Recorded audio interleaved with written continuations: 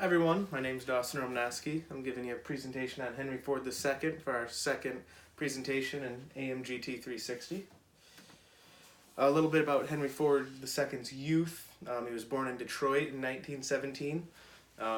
Grew up very wealthy as part of the Ford family. His grandfather was Henry Ford, not his father. His father was Edsel Ford, so Henry Ford was his grandfather. He was very intelligent. He was accepted to Yale, but dropped out a short time being at Yale to join the U.S. Navy during World War II.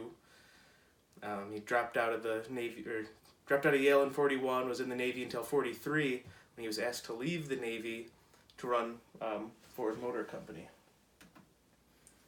By 1945, he was president of Ford Motor Company. It was only 2 short years.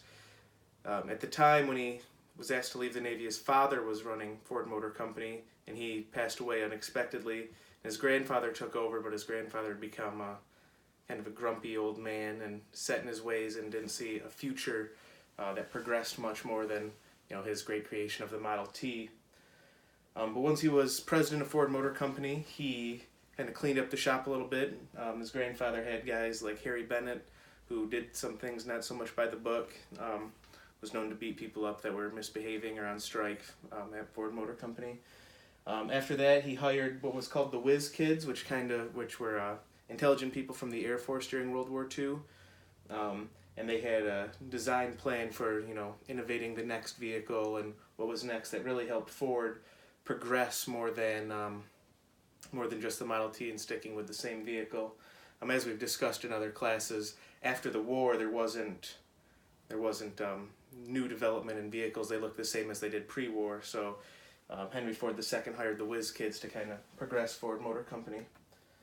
Some interesting facts about him. He stayed involved with Ford until 1980. He wasn't the president that entire time, but he was always there.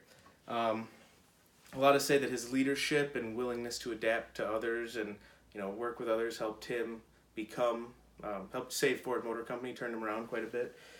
Then he passed away in 1987, so he lived a very long life. Some of his greatest failures and successes can be seen here. He named a car after his father, the Edsel, which many people know was never a huge car. A lot of people say it was too advanced for his time. And then in his time at Ford, not him individually developed the Mustang, but it was one of the vehicles that was developed under him, so it was a pretty important car in the Ford family.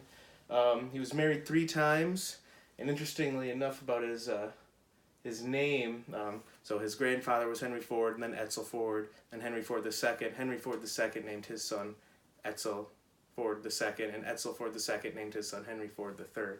So they're kind of keeping a family tradition of every other name going in the family. But as for Henry Ford II, that was about it. He lived a very great life and helped Ford Motor Company, turn into what they are today. Thanks.